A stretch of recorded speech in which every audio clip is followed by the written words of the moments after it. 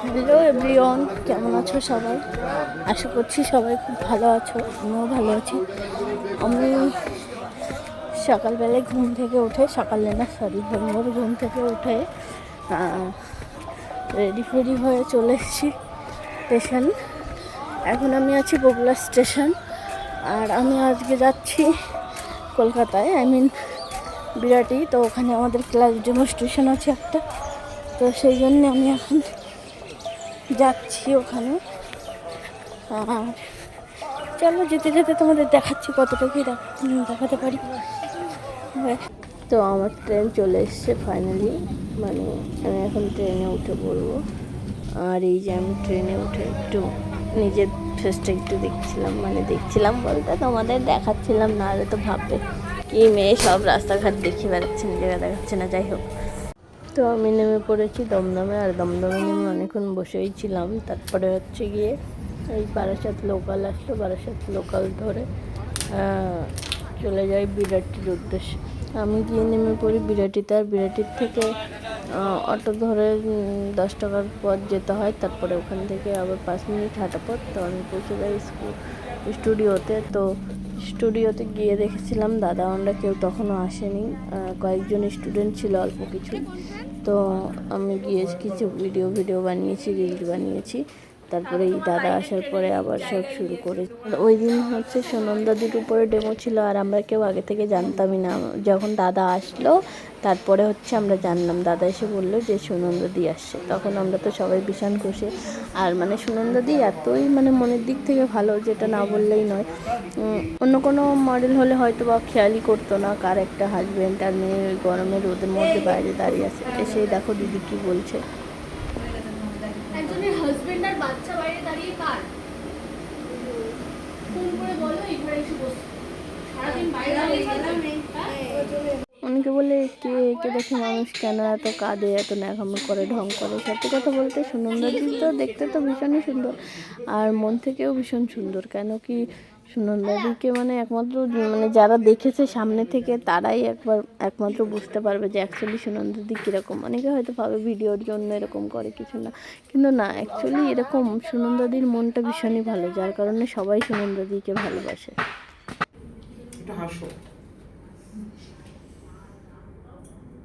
ঘোষণা তো লাগছে আজকে হেয়ার রিমুভ করেছি না। দেখেছি, দেখি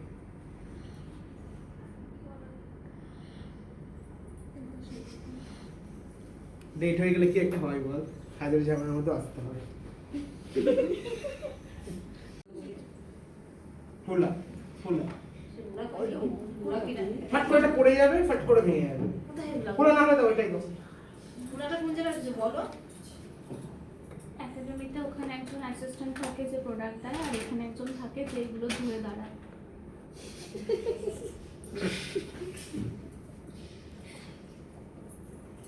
কোথায়? নিয়ম দাদার হাতে। পুরাটাও হয়ে গেছে। চুপ করো দিদি, এখন নিয়ম বলছে। তুমি কি নিয়ম দেখাচ্ছ এখানে? তুমি অন্য একাডেমিতে কি করবে এইসব? ও এটা তো একাডেমির নাম বলে গেছে। কেন কে যেন বাইরে বলে আমিও এই একাডেমির সদস্য, কে বলেছে আমি বাইরে দিব?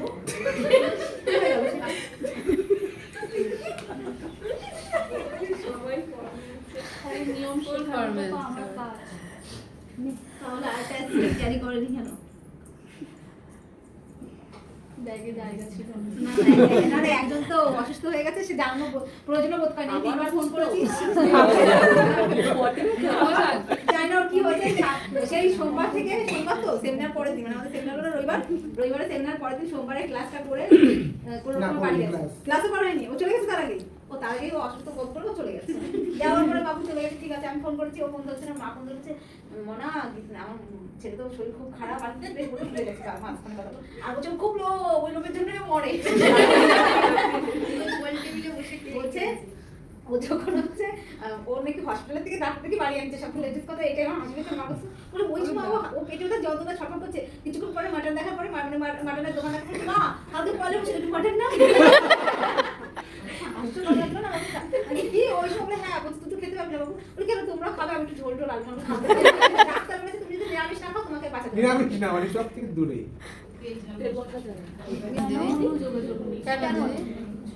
কেন দিদি? মানে কোনো ঝামেলা নেই। মন কষাকষি মন কষাকষিও না, যেখানে আমার নামে বিচিং হচ্ছে সে ওটা চুপচাপ শুনে হজম করেছে, সেখানে আমার প্রতিবাদ করেছে। স্বাভাবিক রাখতে হবে। 5 দিন কোনো কথা।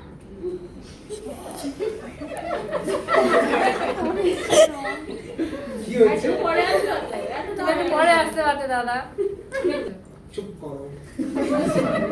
আচ্ছা মিস দিদির কাছে একটা প্রোডাক্ট ছিল যেটা দিদি নিজে ইউজ করতো, তো ওটা আমাদের দেখানোর জন্য আমাদের মধ্যেই একজনকে নিয়ে ওর ঠোঁটে অ্যাপ্লাই করছে ওটা।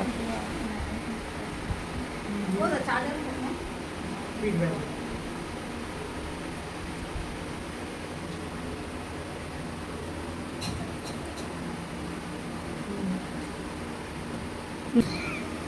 ফিল করতে পারছো? খুব জ্বালা করছে? অল্প তো? দাঁড়াও, ফুলবে তো ব্যাপারটা, তাহলে দেখো। 1 মিনিট দাঁড়াও। 1 ঘন্টা মতো খোলাটা থাকবে। যখন লিপ ড্র করা হবে, শুটের আগে 1 ঘন্টা আগে এটা use করা হাই প্রেশারে। স্কিনে বেশি কাজ করে, লিপে একটু কম কাজ করে। যাও, ওখানে বসে বসে খাও। ধরো ধরো। তো আমাদের ডেমো কমপ্লিট আর দিদির লুক ডান। তো এখানে হচ্ছে সবাই ভিডিও নিয়েছে, কারণ দিদির সঙ্গে সবাই ফটো ভিডিও তুলতে চাইছে, কারণ সবাইকেই এখন বাড়ি ফিরতে হবে।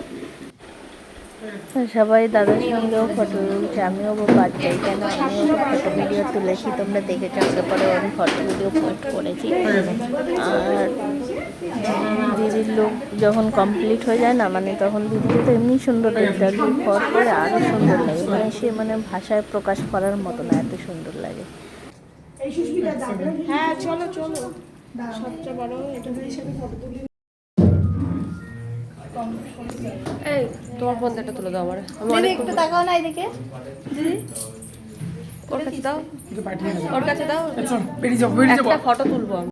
কখনো তো বলোনি যে দাদা আমাদের ব্যাচ এত এত ভালো। আমি কখনো কোনো ব্যাচেরই রিভিউ দিইনি। আমি আজকে বসে আছি এই জায়গায়, এখন সবাই এখানে উপস্থিত নেই, যেহেতু এখন 6:30 বাজে। আজকে আমার ডেমনস্ট্রেশনটা হচ্ছে কলকাতায়।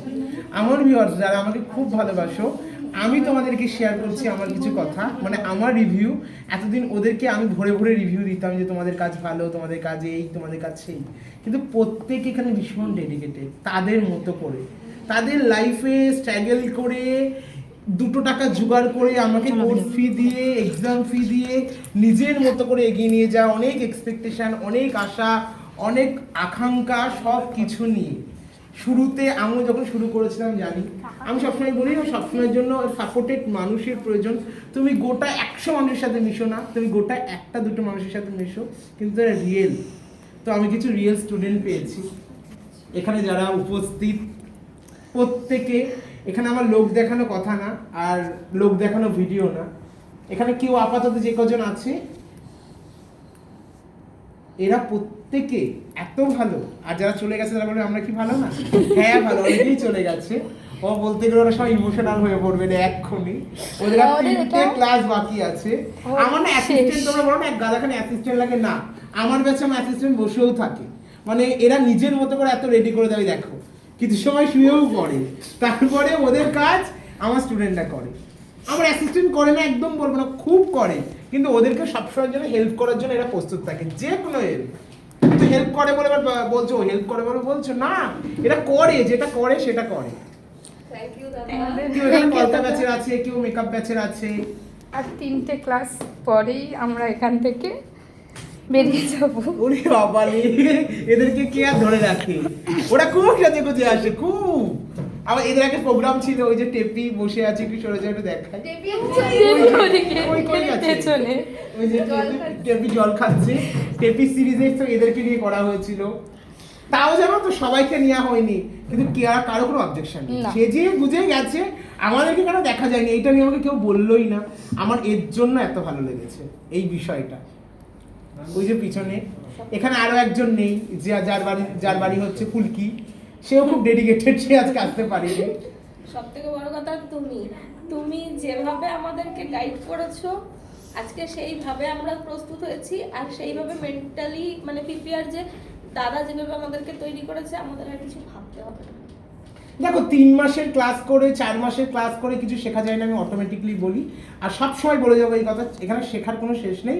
তোমাকে লড়ে যেতে হবে, তোমাকে অপমান সহ্য করতে হবে, অনেক কিছু সহ্য করতে হবে, কিন্তু তোমাকে মেন্টালি স্ট্রিক্ট থাকতে হবে যে আমি করব, যা হবে হবে। কি হবে? এই মেন্টালি Strict স্ট্রিক্ট থাকতে থাকাটা হবে। তোমার কাছ থেকেই শেখা দাদা। হ্যাঁ, যাই হয়ে যাক না কেন, সাপোর্টটা সব দাগটা বের করবে, হাজার অপমানে কি অপমান করলে কোনো যায় আসে না, এই দাগ আছে বের করে দিবে একদম, সব সব সলভ।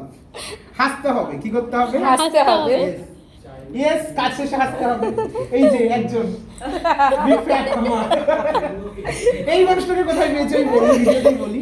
ইনি হচ্ছে ওই যে পিছনে দাঁড়িয়ে আছে, ওই যে ভদ্র মানুষটি, না ওটা আমার দিদি, ভদ্র মহিলা বলি দাঁড়িয়ে।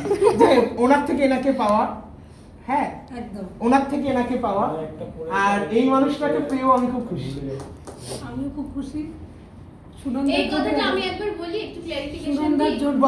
আমাদের এই পৃথিবীতে সার্কেল গোল, আমাদের প্রত্যেকের যার ভাগ্যে যার সাথে থাকবে দেখা হওয়ার, সেটা হবেই।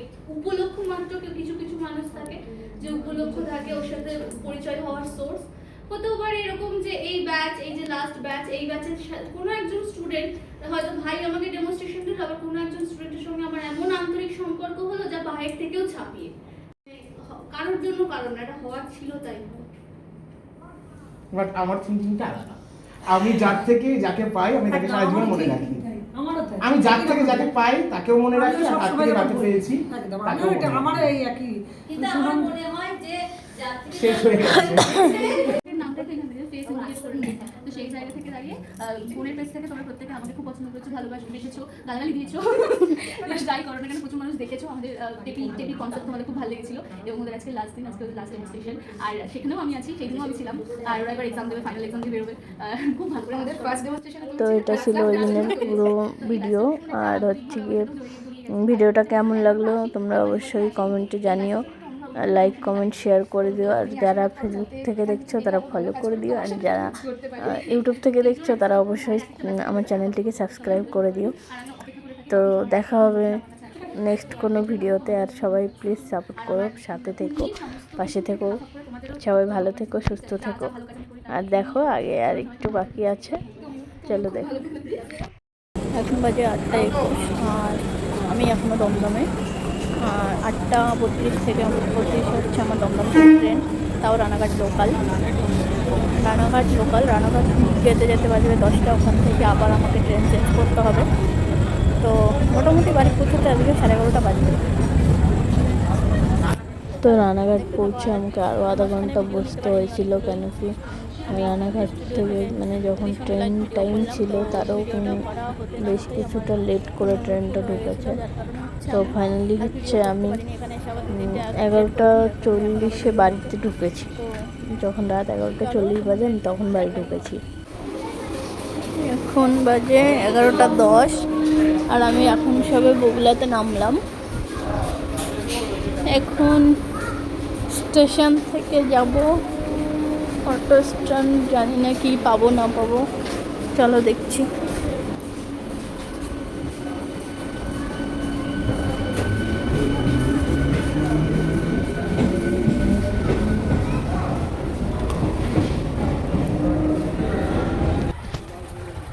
দেখো বন্ধুরা, রাস্তাঘাট পুরো ফাঁকা। এই হচ্ছে বগুলার বাজার, এই অবস্থা। দিনের বেলায় কিরম থাকে, আর এখন দেখো রাতের বেলায় মনে হয় তো একটাও গাড়ি পাবো না। সামনে তো অটোমোটো কিছু দেখছি না অটো স্ট্যান্ডে। চলো আর একটু এগিয়ে দেখি। দেখো বন্ধুরা, অটো স্ট্যান্ড পুরো ফাঁকা। দিনের বেলায় এখানে লাইন দিয়ে উঠতে হয় প্রায় বলতে গেলে। আর এখন তো একটা অটো নেই, জানি না কি করে বাজার। আর যেহেতু অত রাত হয়ে গেছে, ওই অটোতে আরো 3-4 জন প্যাসেঞ্জার অলরেডি ঠিক ছিল বলে তাও 60 টাকায় রাজি হয়েছে, না হলে 150 নিয়ে নেয়। আর চলো বাই, দেখা হবে অন্য কোনো ভিডিওতে।